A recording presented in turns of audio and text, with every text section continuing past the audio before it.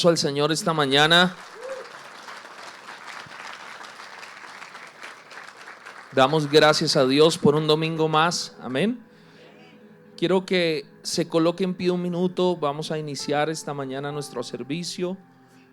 Hoy el privilegio que Dios nos ha dado nuevamente de venir a su casa a adorarlo. Amén. ¿Cuántos se sienten privilegiados? Quiero que levante sus manos y demos gracias al Señor. Amado Dios, bendecimos esta mañana, este tiempo. Te doy gracias por cada uno de los hermanos, cada uno de las personas que tomaron la decisión hoy de estar aquí, Señor, y que por tu gracia, tu misericordia hoy, tú nos permites también, Señor, acercarnos.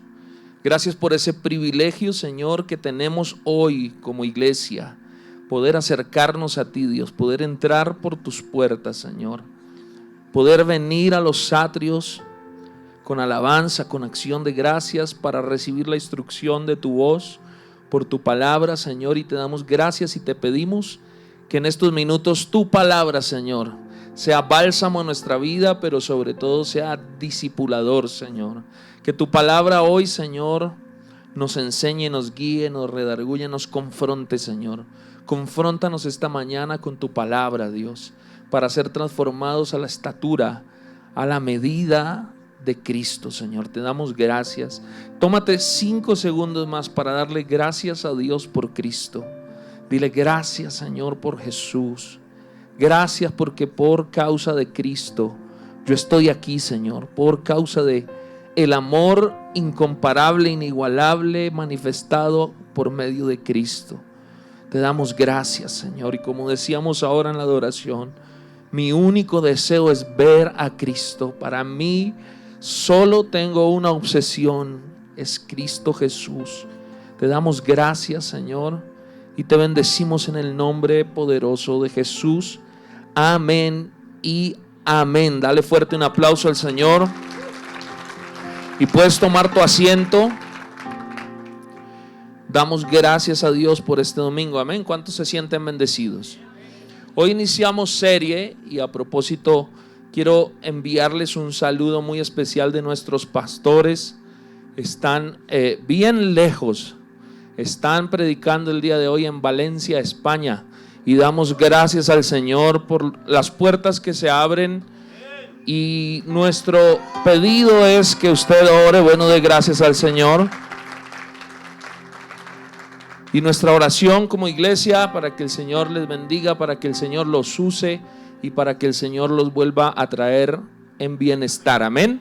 Así que reciba un afectuoso abrazo, pero damos gracias al Señor que en este lugar Dios se provee siempre su palabra en boca de alguien para enseñarnos, para que su reino avance. Amén. Yo me siento privilegiado de estar en una iglesia donde la palabra de Dios en boca de quien predique se hace viva, se hace eficaz. Eso debe hacerlo sentir orgulloso. Amén. Y quiero hoy iniciar con la serie del mes de abril, enfocados en el tema de nuestro año 2026, el reino. Y hoy iniciamos el tema 1 de nuestra serie que hemos titulado El Llavero. Diga conmigo, el llavero. Y ya le debe insinuar algo el nombre, porque precisamente durante el mes de abril vamos a hablar acerca de las llaves del reino. Amén. ¿Le gustaría iniciar esta serie basada en el verso que dio origen al nombre de esta serie de abril? Mateo capítulo 16, verso 15 al 19. Y quisiera leerlo, que usted me acompañe, lo lea conmigo en la pantalla. Usted me va a ayudar, ¿cierto? Y hoy sé que el Señor va a hablar poderosamente a su vida. Mateo 16, 15 dice la palabra del Señor. Él les dijo: ¿y ustedes quién dicen que soy yo? Vamos a volver a leer solo ese pedazo porque es fundamental lo que estamos leyendo. ¿Y ustedes quién dicen que soy yo? Verso 16, Simón Pedro respondió: tú eres el Cristo, el Hijo del Dios viviente. Entonces Jesús le dijo: bienaventurado eres, Simón, hijo de Jonás, porque eso no te lo reveló carne ni sangre, sino mi Padre que está en los cielos. Yo también te digo que tú eres Pedro, y sobre esta roca edificaré mi iglesia, y las puertas de donde del Hades no prevalecerán contra ella. Y este es el verso clave: yo te daré las llaves del reino de los cielos, y lo que ates en la tierra habrá sido atado en los cielos, y lo que desates en la tierra habrá sido desatado en los cielos. Este es, en lo personal, y hablo esto a título personal, uno de los versos que ha sido más descontextualizados en la historia de la iglesia. Este verso ha sido objeto de manipulaciones por doquier, de interpretaciones lejanas al hilo bíblico, porque este verso, al ser uno de los versos quizás más cristocéntricos, más mesiánicos de toda la Biblia, es fundamental entender lo que la Biblia nos enseña en estos versos. Ha sido muy malinterpretado por todas las corrientes religiosas que usted pueda imaginar. Es más, este verso ha sido entendido como el origen de la Iglesia Católica, para muchos del papado, y este verso también ha sido como malinterpretado en los círculos protestantes, en toda esta tendencia neopentecostal que nos hace creer que nosotros tenemos el poder en la boca para desatar y atar, y que lo que hablemos entonces Dios nos obedece. Y hoy quiero tratar de, a través de estos versos, de esta palabra y un contexto muy juicioso, poder edificar un pensamiento correcto, y espero que el Señor me dé la gracia para poder hoy poner la plataforma para este mes, tener claro que el Señor, diga conmigo, Dios quiere que yo tenga llaves para poder entrar al reino. ¿Cuántos quieren entrar al reino? ¿A cuántos les gustaría que el Señor les dé las llaves? Amén. Así que vamos a ir paso a paso entendiendo esto. Y lo primero que tenemos que entender, que en la Biblia muchas veces se habla de las llaves, y me causó curiosidad porque las llaves es una herramienta que es muy antigua, es uno de los inventos más antiguos de la humanidad. Es tan antiguo como la necesidad de transportarse. Algunos en la línea cronológica lo ubican en el mismo tiempo cronológico de la invención de la rueda y muchos inventos que hoy son fundamentales para el ser humano. Las llaves, un elemento tan poco visible, pero que es tan importante todos los días. Si yo hago una encuesta rápida, seguramente o en su bolso o en su bolsillo todos tienen en este momento una llave, ¿verdad? Es tan importante entender el contexto histórico y por qué la Biblia nos habla de llaves, para poder sustraer el principio. Diga conmigo, la Biblia está llena de principios, y todos los principios de la palabra tienen una sola intención. Diga conmigo, que el Señor crezca en mí para que yo me parezca a Él. ¿Cuántos se quieren parecer a Él? Así es que en ese contexto quiero decirte, número uno, que la invención de las llaves y las cerraduras es tan antigua que no se puede atribuir a una civilización específica, pero lo más posible, de acuerdo a los estudios arqueológicos, es que las llaves las crearon los egipcios en la antigua Mesopotamia. Y las llaves de la antigua Mesopotamia se cree que las inventaron a partir de una cerradura de pasadores que era en madera, y ahí está mostrándole en las imágenes lo que para los arqueólogos pudo ser la primera llave, un poco incómoda de cargar en el bolsillo porque pesaban y medían aproximadamente 60 centímetros. Y esto está muy ligado al contexto bíblico que más adelante vamos a ver en Isaías capítulo 22, que decía que los que cargaban las llaves las cargaban en el hombro. Y esa es la razón, las primeras llaves son unos elementos poderosos, grandes. ¿Por qué existieron las llaves? Porque el ser humano necesitó inventar algo para resguardar sus cosas preciadas. Y esto es lo primero que contextualmente quiero que tengas claro.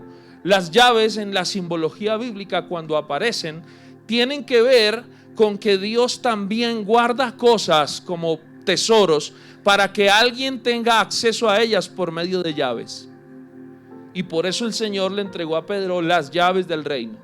Y lejos de la idea religiosa que tenemos que Pedro es el celador del cielo, ¿verdad?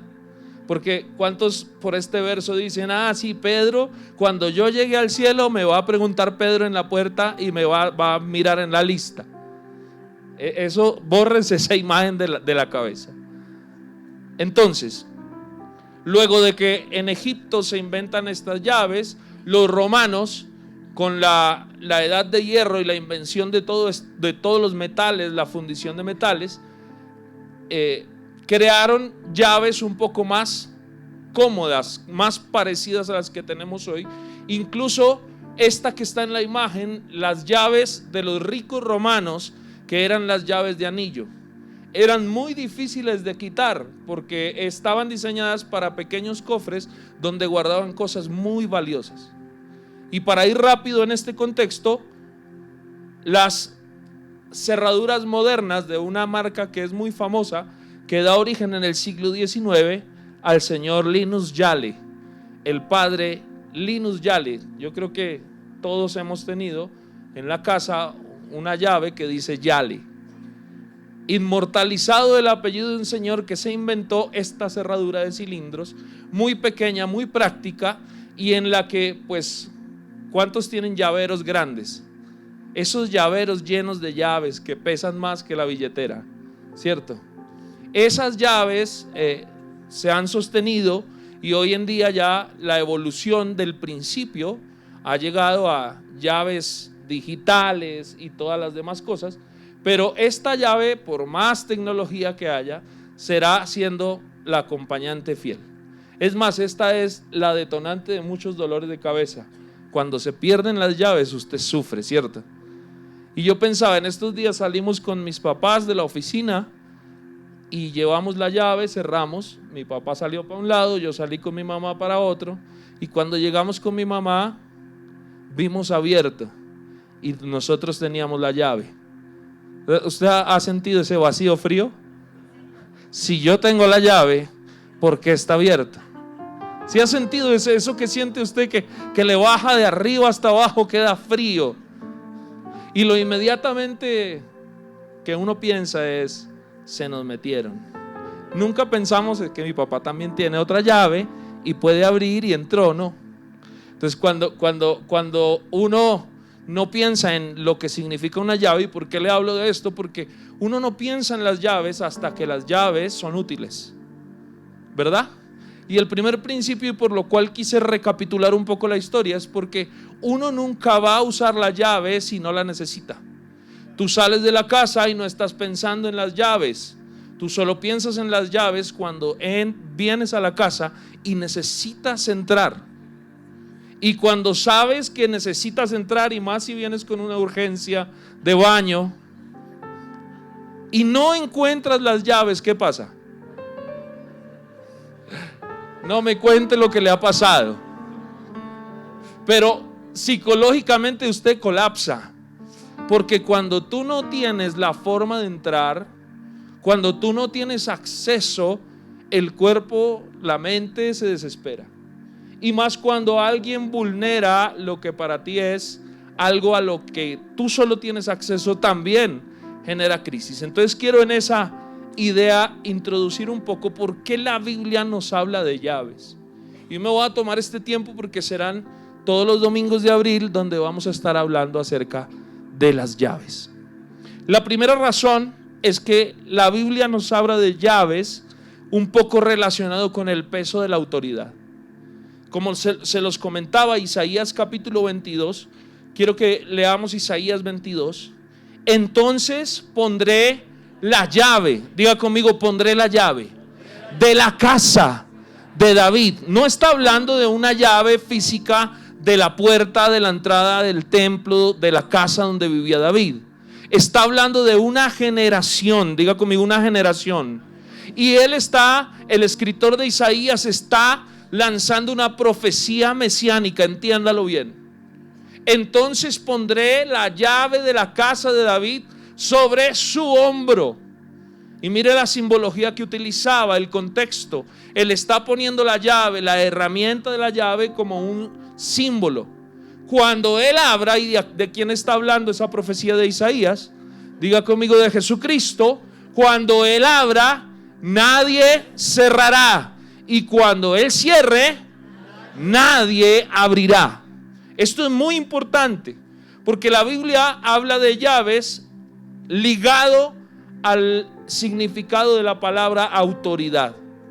Es decir, que la gente en el contexto bíblico, en la edad de los reinos y los imperios, los reyes y las ciudades fortificadas tenían puertas. Y esas puertas tenían ¿qué? Llaves.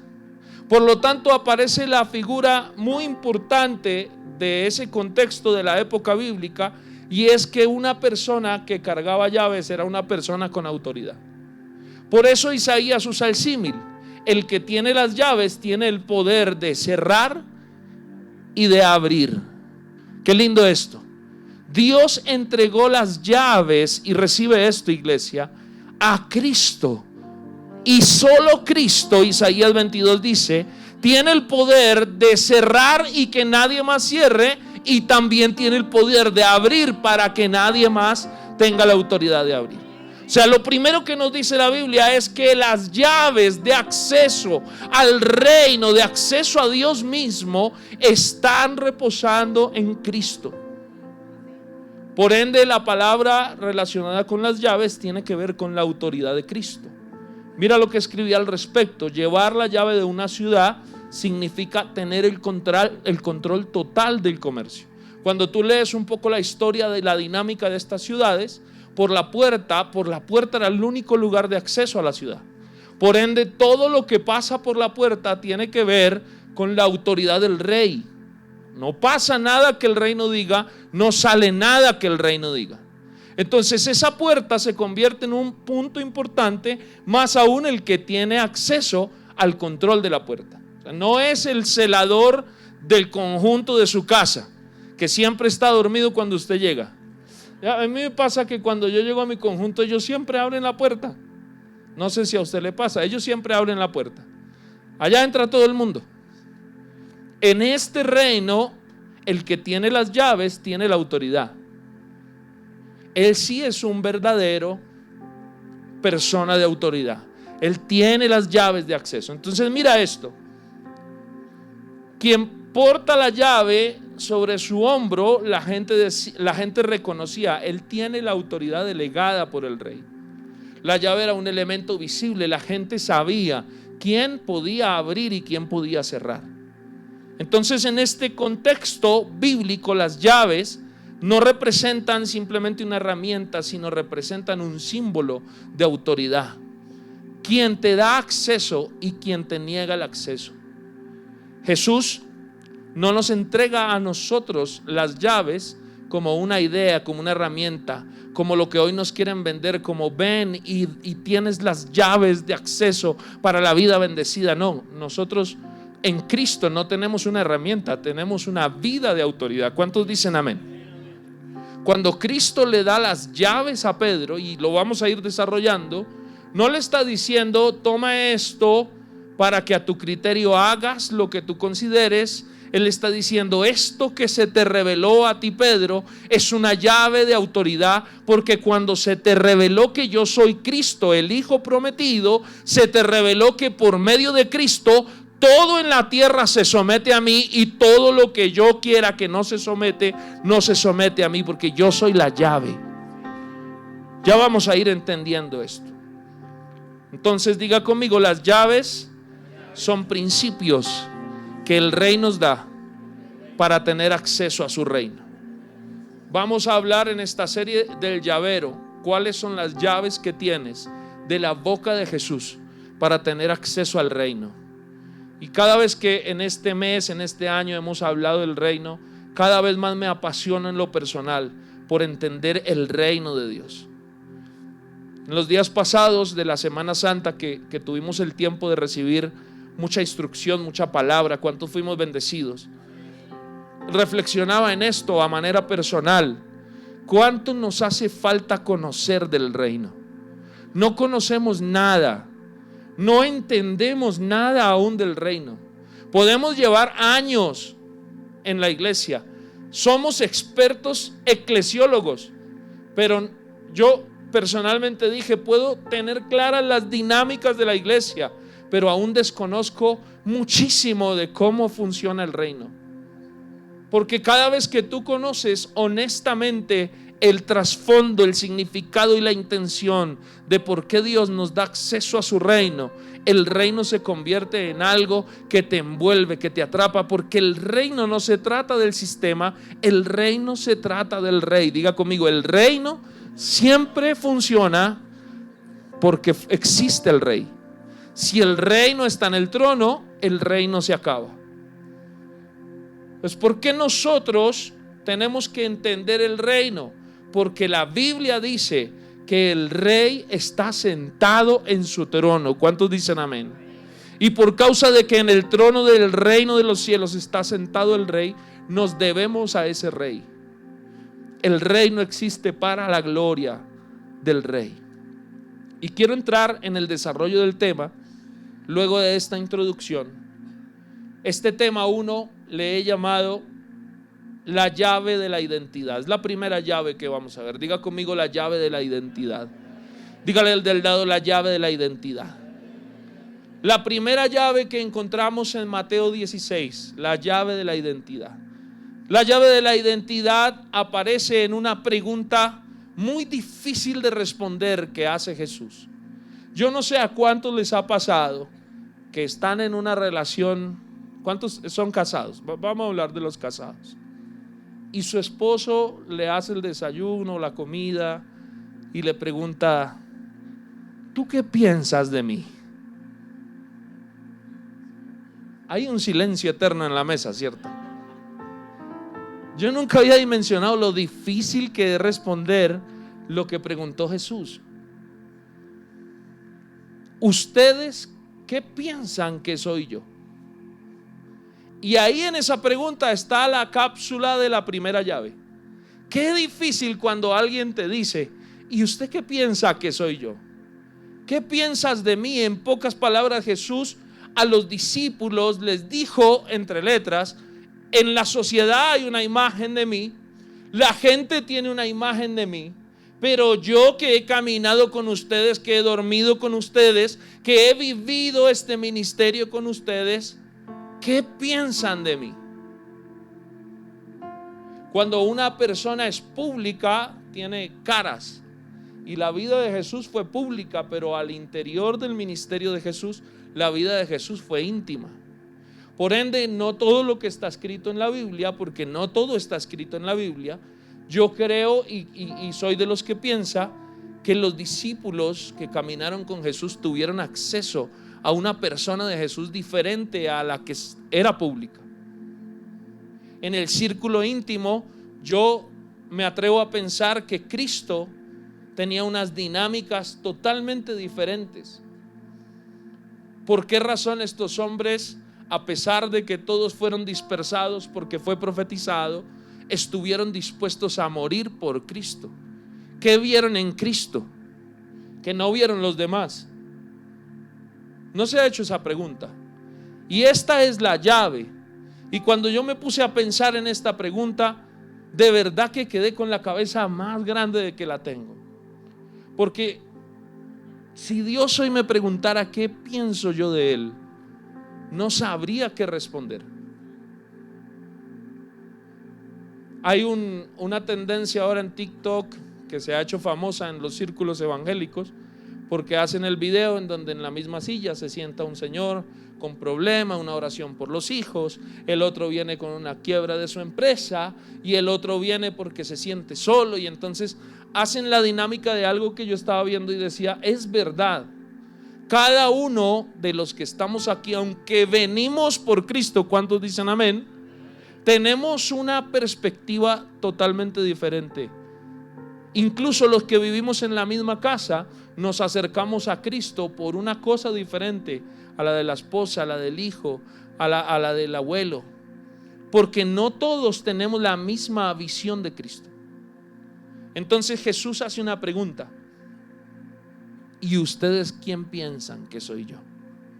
Ahora yo le hago esa pregunta hoy: ¿quién piensas que es Cristo? Respóndelo tú para ti mismo. El acceso al reino no está determinado por lo que yo quiero conocer, es por lo que Dios me quiere mostrar de Él por medio de Cristo.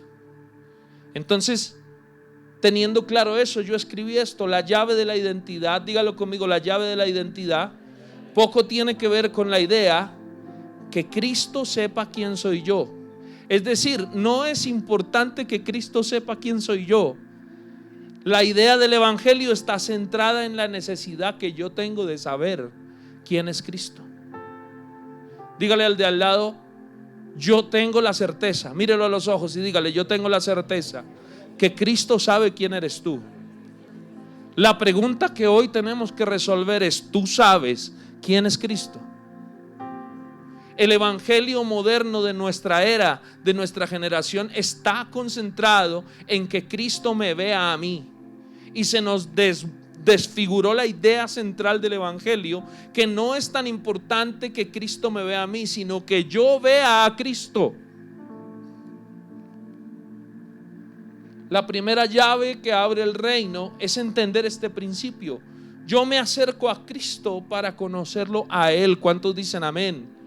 Yo no me acerco a Cristo para que Él me conozca a mí. Es más, te voy a dar esta buena noticia que te va a liberar la vida por siempre. Tú y yo estamos aquí porque Él nos conocía desde antes de la fundación del mundo. Así es que deja el complejo de que Cristo no sabe quién eres tú. Si tú estás aquí, su gracia se extendió porque Él ya te conoce. El problema de Cristo no es que Él te conozca, es que tú y yo no hemos querido conocerlo. Ese es el problema del reino. El problema del reino que les pregunta Jesús a los discípulos no es qué piensa o qué dice la sociedad de Jesús. Usted muy bien hoy se puede preguntar eso. ¿Qué piensa la gente afuera de Jesús? Ese no es el problema. El problema es que piensas tú que vienes todos los domingos a la iglesia, te sientas en la silla, recibes la palabra y aún así todavía no tienes claro quién es Cristo. Entonces, diga conmigo: en la eternidad, soberanía y conocimiento del Señor, Él tiene la certeza quién soy yo. ¿Usted lo cree? La pregunta es: ¿usted tiene claro quién es Él?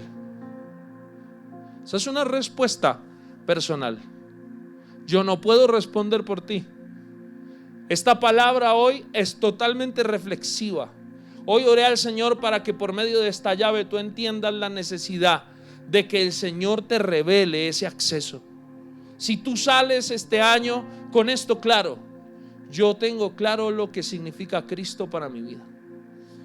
Es más, si yo pudiera hacer una encuesta: ¿por qué viniste hoy a culto? Ahí tendríamos mucha cercanía o mucha luz acerca de qué pensamos de Cristo.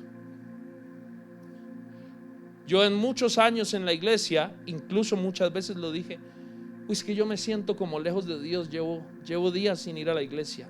Necesito ir a la iglesia, porque hemos llegado a pensar que el reino es la iglesia y hemos vuelto a Dios tan pequeño. Hemos ignorado que la llave de acceso a Dios no es a una iglesia. Yo amo verte en la iglesia. Yo anhelo que cada domingo tú vengas a la iglesia. Me alegra saludarte, me alegra compartir contigo unas palabras, un abrazo, poder adorar al Señor en comunidad. Como dijo David: yo me alegré con los que decían: a la casa del Señor iremos. ¿Cuántos dicen amén a eso? Pero yo me alegro más cuando, a pesar de la iglesia, tú tienes acceso a Cristo en tu vida. Cuando tú descubres el acceso al corazón de Jesús, sin importar el pastor, la predicación, la Biblia, el piano, las luces, el calor, el frío, el cansancio del trabajo. Esa pregunta no viene para mover tu pensamiento acerca de la iglesia, viene a mover tu pensamiento acerca de Cristo. Y por eso escribí 3 cosas acerca de la llave de la identidad. Diga conmigo: la llave de la identidad. Número 1, y es esta verdad: la llave de la identidad revela el fracaso de la opinión humana. Diga conmigo: el fracaso de la opinión humana. Jesús pregunta en Mateo 16, verso 13 y 14. Mateo 16, verso 13 y 14, antes de lo que leímos. ¿Por qué razón lo que leímos? Porque Jesús en el 13 y en el 14 pregunta. Cuando Jesús llegó a la región de Cesarea de Filipo, preguntó a sus discípulos: ¿quién dice la gente que es el Hijo del Hombre? Y ellos respondieron, mira las respuestas: Juan el Bautista, Elías, Jeremías o alguno de los profetas. Entonces Jesús mismo nos está dando la respuesta. Qué linda es la palabra de Dios. ¿Cuántos aman la palabra de Dios? Y voy a hacer un paréntesis: si tú eres de los que lee versos sin contexto, estás consumiendo mentiras. Este año he hecho el ejercicio que cada vez que me acerco a un texto voy a leer el contexto y voy a investigar. Así me demore más en explorar la palabra. No hay forma de leer la Biblia suelta. La Biblia no es un libro de sucesos sueltos. Por eso, si yo leo por qué Dios le entregó las llaves a Pedro, pero no me voy a leer estos versos, nunca voy a entender el contexto. ¿Dónde está el contexto? En que Jesús primero hace una pregunta intencional. Diga conmigo: todo lo que hace Cristo es intencional. ¿Cuántos dicen amén? Pero Jesús pregunta intencionalmente: ¿quién dice la gente que soy yo? Porque lo que Jesús busca con la llave de la identidad es derrumbar los criterios que nos han formado a nosotros la imagen de Cristo y construir un criterio que te dé acceso al reino. Y si te da acceso al reino, te da acceso al Rey del reino. Entonces, ¿qué dice la gente? Esa es la pregunta. Si yo traslado esta pregunta de Mateo 16:13 a nuestro tiempo, y yo le pregunto a usted como discípulo de Cristo, ¿qué dice la gente que es Cristo? ¿Qué podría responder? La respuesta sigue siendo la misma: un antiguo profeta, una historia de Hollywood, cualquier cosa, como respondieron los discípulos. La respuesta está encaminada a una lista histórica: profetas muertos, todo lo que es Jesús sin la vida del reino y del Espíritu. Y por eso le llamé a esto el fracaso de la opinión humana. Diga conmigo: el fracaso de la opinión humana. ¿Sabe que cada día más soy de los que piensa que lo que nosotros opinemos al respecto de cosas no es relevante para el desarrollo y el crecimiento del reino? En estos días he pensado mucho en esto. ¿Por qué razón el hombre es tan tendiente a opinar sobre todo? ¿A cuántos nos gusta tener una opinión de todo? Ahora, la opinión lejana de la idea de no tener criterio. Yo soy amante de la gente que tiene criterio. Me encanta debatir con gente que tiene criterio y argumento. Pero lejos de eso, los debates, las opiniones en nada cambian las cosas trascendentales. Nos podemos quedar enfrascados en que ese color es gris. ¿Cuántos dicen que el color de la pared es gris? ¿Sí? Y hay otro que dirán: no, eso no es gris, eso es como un negro claro. Y podemos cada uno sacar todos los argumentos. ¿Cuántos creen eso? Todos los argumentos técnicos, científicos, emocionales. No, es que cuando yo lo veo más claro, no puede ser negro. Y podemos centrarnos en una discusión de opiniones y tener esta certeza: la opinión humana es un fracaso. Comparada con la verdad eterna de Cristo, la opinión humana siempre será un fracaso. Entonces Jesús viene para derrumbar con esta pregunta toda opinión humana que ellos tenían de Él. Porque Jesús dice: bueno, ¿qué dice la gente que soy? Pero en ese momento, verso 15, aparece la siguiente pregunta que leímos. Bueno, y ahora, con lo que dice la gente, diga conmigo: ¿y quién dicen ustedes? ¿Qué pienso yo? Entonces, el tema no es qué opina la gente, el tema es ¿qué piensas tú? Este es el hueco tremendo de nuestra sociedad. Acabo yo esta semana con esta palabra de entender por qué nuestra sociedad es tan vacía. Y perdón si yo lo descubrí tarde. De pronto alguno de ustedes ya lo descubrió. Pero yo me aterro cómo esta generación está hambrienta de opinión.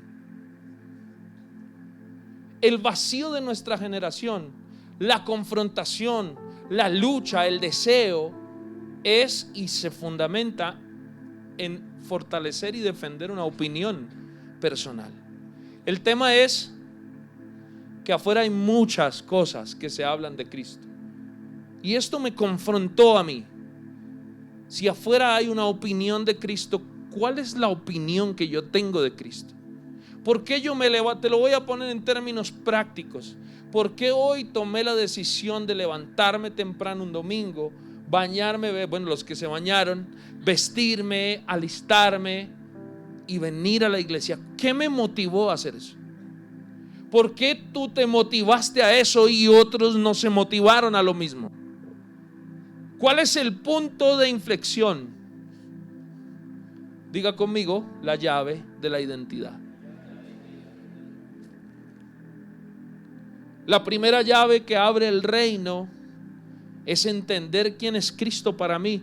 Juan Calvino, en un libro, en el libro 1 de un texto llamado Institución, y traje esta parafraseo de algo resumido, dice que el Espíritu Santo es el maestro interno que hace que la palabra escrita se convierta en luz viva en el alma.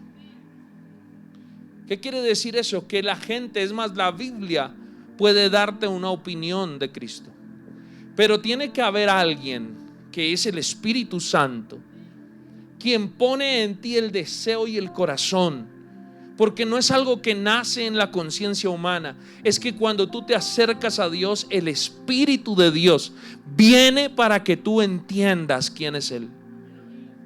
Y este es el misterio. Es imposible, diga conmigo, es imposible que de algún esfuerzo humano yo pueda entender la dimensión de la persona de Cristo. Puedo leer todos los libros existentes, puedo ir a todas las iglesias del mundo, puedo tratar de hacer cualquier cosa humanamente y nunca entender la dimensión de Cristo, porque para eso necesito que se me revele por el Espíritu Santo. Dígale al que tienes al lado: el Espíritu Santo tiene la llave que te hace entender quién es Cristo para ti. Así yo te pregunto, ¿por qué viniste hoy a la iglesia domingo? Tomaste la decisión de estar aquí sentado. Podrás tener muchas opiniones, pero espero en mi corazón que la única motivación para estar sentado aquí es porque tienes hambre de conocer a Jesús. Cuando a nosotros se nos abre el hambre de Cristo, entonces podemos decir que esa llave empezó a abrir las puertas del reino.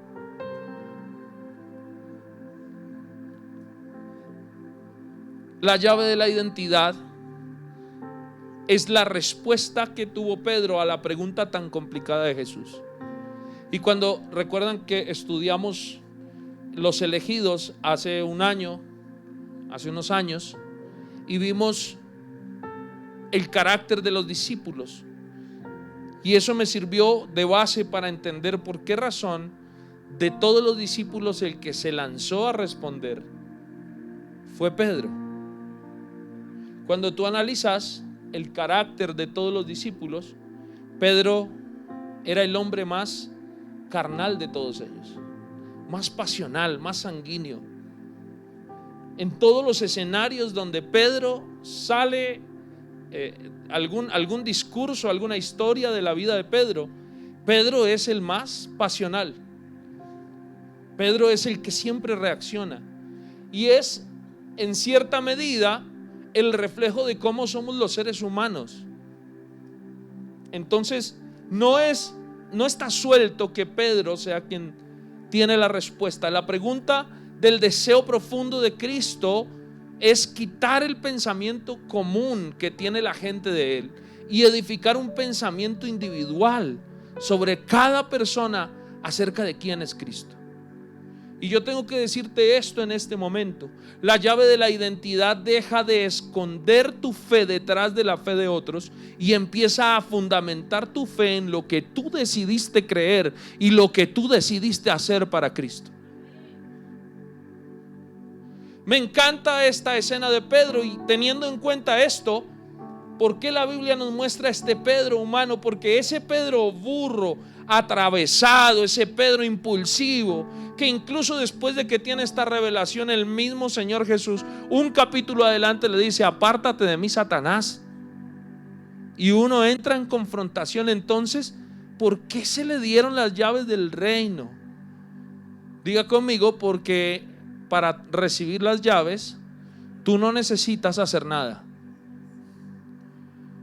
¿Qué tuvo Pedro en ese momento para responder lo correcto? Y en esto me quiero centrar. Que en ese momento que Cristo hace la pregunta, fue la gracia soberana de Dios sobre Pedro la que actuó y le reveló la respuesta. Esto parece confuso, pero se lo voy a explicar en términos de San Agustín. Mira lo que dijo San Agustín: Cristo no es valorado en absoluto hasta que es valorado por encima de todo. San Agustín escribe acerca de esto en un comentario, diciendo que Pedro a ese punto había perdido todo por Cristo. Y cuando Cristo pregunta: ¿quién soy yo para ustedes?, en la mente de Pedro, inocente, sin conocimiento, impulsivo, humano, carnal, él solo responde: tú eres mi promesa, tú eres el Cristo. Porque la experiencia de la gracia de Dios manifestada en Pedro fue: Él es lo que yo estaba esperando. En pocas palabras, Pedro respondió desde el corazón, pero dirigido por el Espíritu Santo: ¿quién eres tú para mí? Tú eres mi salvación, tú eres mi promesa, tú eres el ungido. No sé qué vas a hacer, no sé qué estás haciendo, no sé qué hiciste, pero tú eres lo único que yo necesito para estar bien. Entonces a mí me confronta saber que hay gente que viene a la iglesia y todavía no tiene claro quién es Cristo. Es más, me confronta más que yo llevo 25 años en la iglesia y todavía le abro mi corazón. A veces necesito entender quién es Cristo. La identidad, esa llave que te hace entender la simple respuesta de Pedro: Él es el Cristo. La respuesta de Pedro fue contundente. Pon el versículo. Verso 17, verso 16. Tú eres el Cristo, el Hijo del Dios viviente.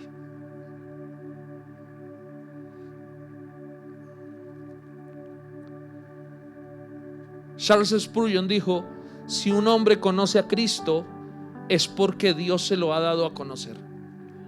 La fe no es el resultado de la sabiduría humana, sino el don de la gracia divina.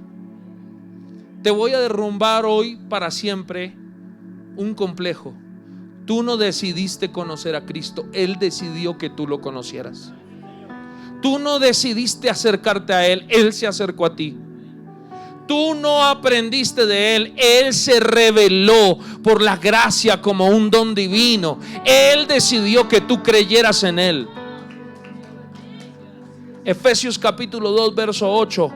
Porque por gracia ustedes han sido salvados por medio de la fe, y esto no procede de ustedes. En otras palabras, esto no fue por tu decisión, es don de Dios, no por obras, para que nadie se gloríe.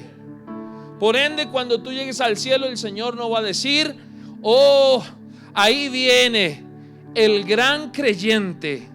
El Señor va a decir: ahí viene el que yo decidí que creyera en mí. Diga conmigo: esa llave es un regalo. La palabra gracia significa favor inmerecido. Y Pablo enfatiza en este verso de Efesios que la salvación no es algo que se compra o se gana con esfuerzo humano. Es un regalo que se entrega por amor. Por ende, la llave no está escondida en cuanto conoces o no de Él. Y esto a mí me destrabó el corazón, porque esta llave no la entrega Dios a quien más sabe, la entrega Dios a quien más ama.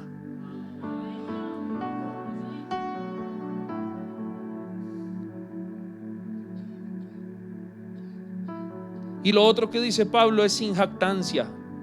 El verso 9 aclara, no es por obras. Eso le quita el peso que hace la gracia de tener que ser perfectos para poder tener acceso al reino. ¿Tú te imaginas que yo tuviese que ser perfecto para poder dimensionar lo que significa Cristo?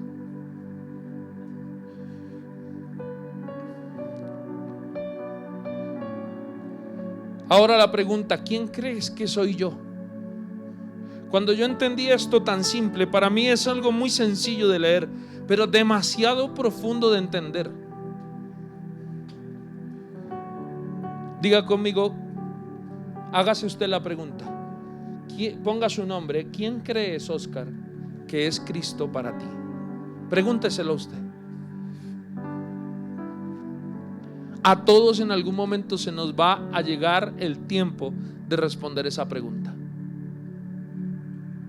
No es más importante lo que la sociedad piensa de Cristo. No es más importante incluso lo que la iglesia, la familia o la gente cree de Jesús. Hoy, ¿qué fecha es hoy? 11 de abril. 12 de abril, siendo las 9:15 de la mañana, el Señor nuevamente te pregunta, ¿quién crees que soy yo?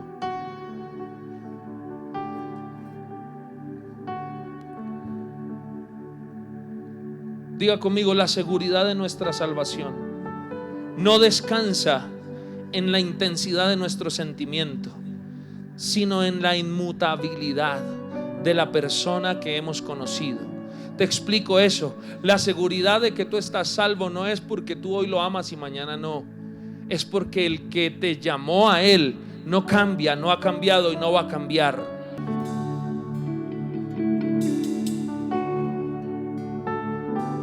El Rey del reino solo da las llaves a aquellos que son dignos de su confianza.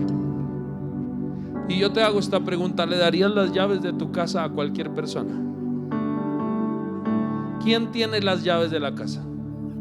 Yo recuerdo que una vez cuando mi mamá y mi papá nos dieron llaves de la casa, las frases fueron: ahora tienen la confianza y la madurez para tener llaves de la casa. Porque hay un momento en la vida en que tú eres digno de tener llaves. Por lo tanto, si tú tienes llaves, tú tienes no solo la gracia, sino la responsabilidad. ¿Cuántos dicen ay, ay, ay? Porque a eso no decimos amén. Ahora el Señor te dio las llaves. ¿Cuántos creemos que por la gracia de Cristo hoy venimos a la iglesia, levantamos nuestras manos y decimos: Señor, tú eres Cristo mi salvación, tú eres el Rey eterno, yo te conozco, yo te amo, yo puedo venir a ti porque tú eres lo único que yo necesito en mi vida? ¿Cuántos dicen amén a eso? Eso no solo es una llave, eso es una responsabilidad.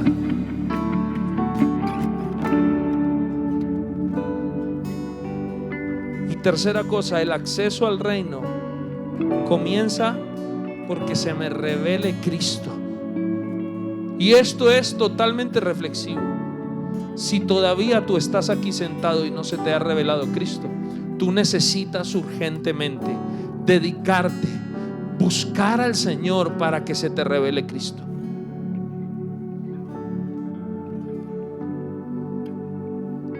El Señor ha venido hablándonos como iglesia, y no sé si ha sido entendido en lo que últimamente, en las últimas semanas, el Señor ha puesto en esta iglesia, en este altar, en la boca de los predicadores que vinieron a enseñar. No es inocente. Cuando traemos invitados a la iglesia, no es para cambiar algo, no es logístico, es totalmente entendido. Queremos que el Señor confirme su voz en boca de alguien que no conocemos. Y el Señor fue totalmente direccional. Esta iglesia necesita entender que el acceso al reino no es algo que tú puedas hacer, es el Rey mismo en persona. ¿Cuánto tiempo de tu vida inviertes en conocerlo a Él? ¿Cuánto tiempo de tus pensamientos, de tus acciones, de tus recursos, cuánto de ti le pertenece a Él?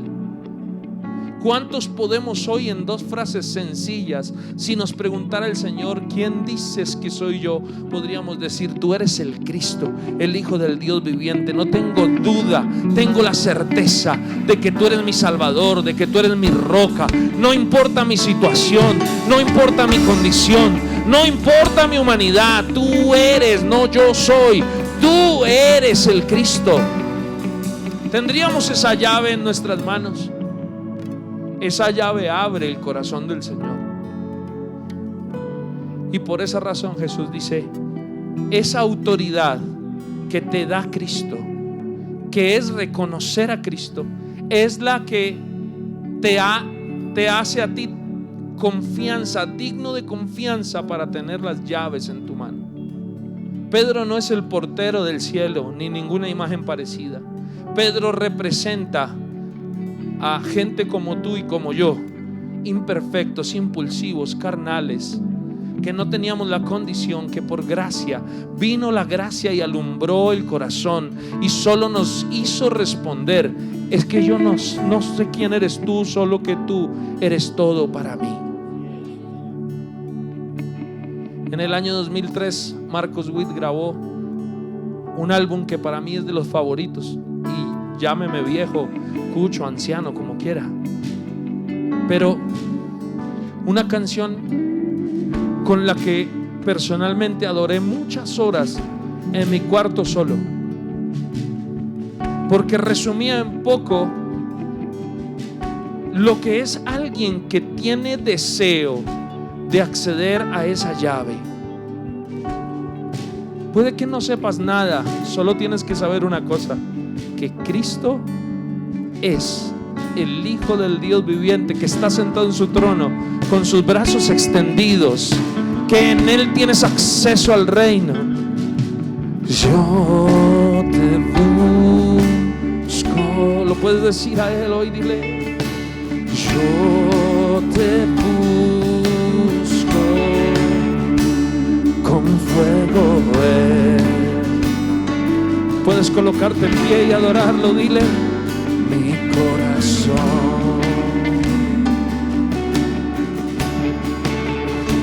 Cántale y dile: yo te busco, yo te busco, recibe en mí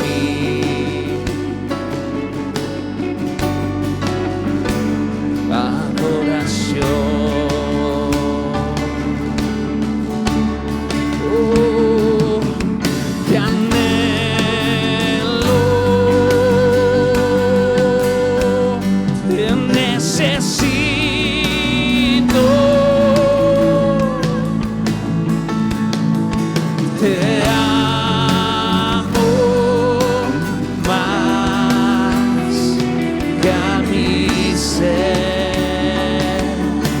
Levantan sus manos hoy al Rey, dígale: te anhelo,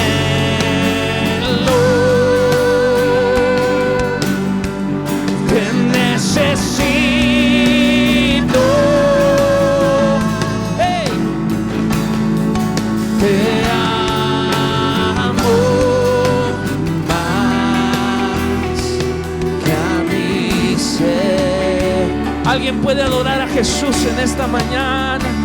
Dígale: yo te busco, yo te busco,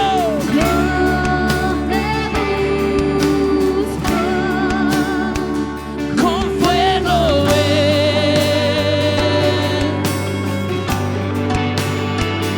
mi corazón.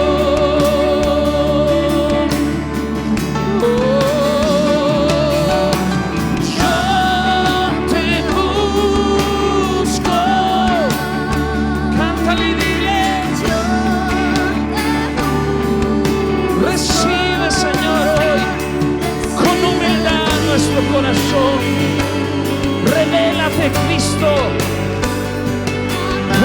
llave eterna que da acceso al Rey. Díselo.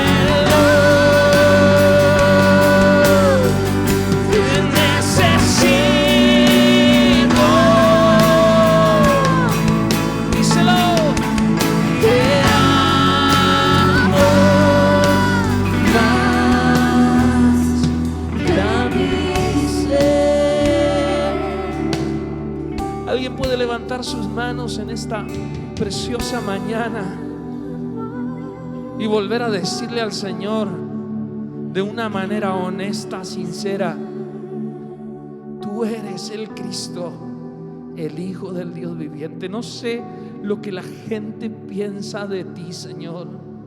No sé lo que mi familia piensa de ti, Señor.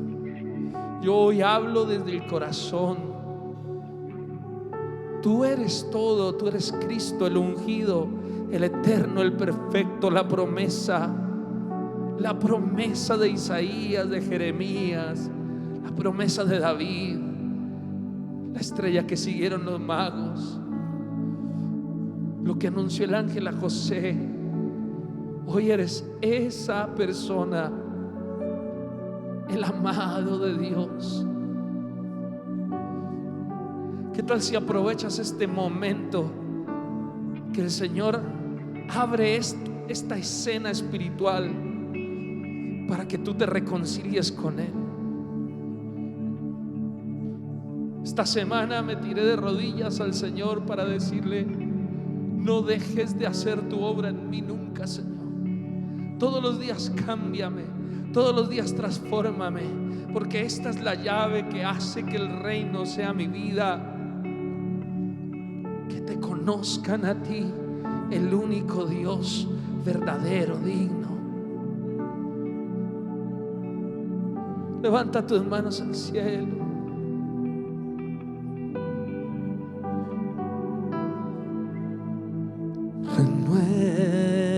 Renuévame, Señor Jesús. Ya no quiero ser igual. Esto tan sencillo que se lo sabe todo el mundo. Dile: renuévame, Señor Jesús. Pon en mí tu corazón, porque todo lo que hay dentro de mí necesita ser cambiado, Señor. Porque todo lo que hay dentro de mi corazón necesita más de ti. ¿Cuántos dicen amén en esta mañana? Levanta tus manos y díselo a Jesús.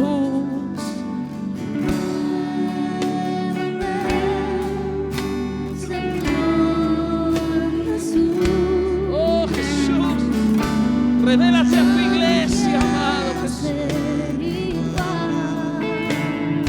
Queremos vivir para ti, Jesús.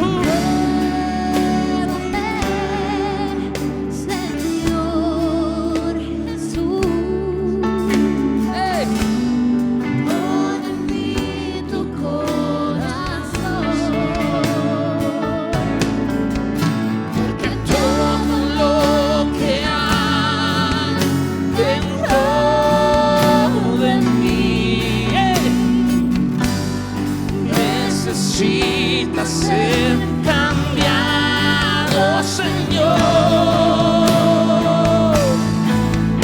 porque todo lo que hay